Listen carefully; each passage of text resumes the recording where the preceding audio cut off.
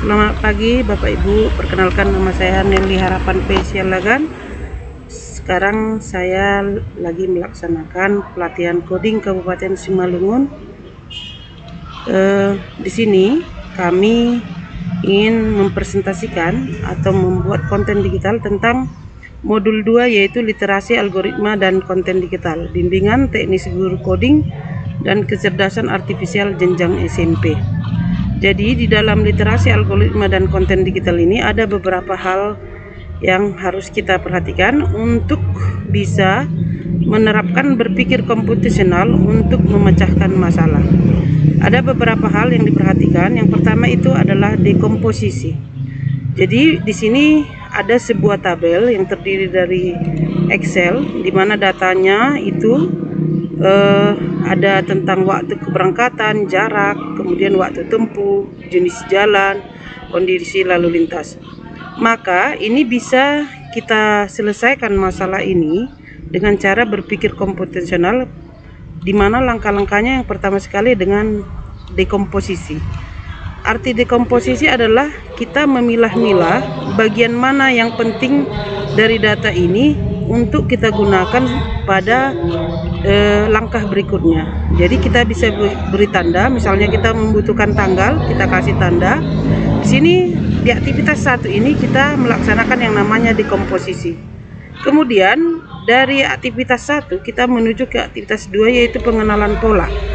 Pengenalan pola di sini apa yang berulang dari pola-pola ini, ya, apakah kecepatannya, kemudian apakah rata-ratanya, itu bisa kita perhatikan pola yang sama, sehingga dari pola itu kita bisa melaksanakan yang namanya standarisasi. Kemudian kita atasi juga outliernya atau deduplikasi atau data yang sama. Kemudian kita validasi yang mana yang harus kita gunakan ke proses abstraksi. Abstraksi yang dimaksud di sini adalah menyederhanakan datanya, di mana di sini fokus pada data utama yang kita gunakan. Ini ada di aktivitas 3. Jadi data yang kita gunakan itu sudah kita data utama, sedangkan yang ini adalah data tambahan. Artinya kita fokus kepada data-data utama yang kita butuhkan. Setelah itu dari abstraksi kita menuju algoritma. Algoritma ini adalah instruksi yang sistematis untuk memecahkan masalah sesuai tujuan yang akan kita capai. Jadi di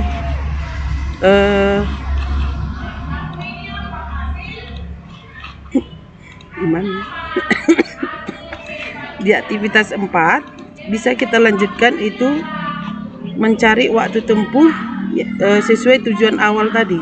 Jadi di aktivitas 1 tadi dia sangat banyak datanya, sampai kita lakukan algoritma dengan perhitungan terhadap dari aktivitas 1 sampai ke aktivitas 3, sehingga kita mendapatkan atau memperoleh waktu tempuh yang ada di sini. Setelah itu dari sini kita bisa lanjutkan ke arah coding atau pengembangannya, ya.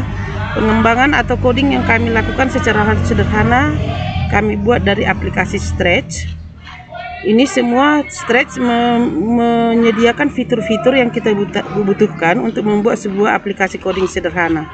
Jadi ketika kita memasukkan data-data yang setelah kita susun ini item-itemnya, lalu kita akan coba aplikasi coding ini, di mana penyelesaian tadi dari yang begitu banyaknya data ini tadi bisa dalam waktu sederhana diselesaikan dengan aplikasi coding ini. Misalnya kita coba di sini waktu tempuhnya itu kita membutuhkan waktu tempuh perjalanan ada 5 jam. Lalu kita set. Kemudian terjadi kemacetan di perjalanan sekitar 2 jam. Setelah itu ada titik berhenti atau titik istirahat sekitar 1 jam.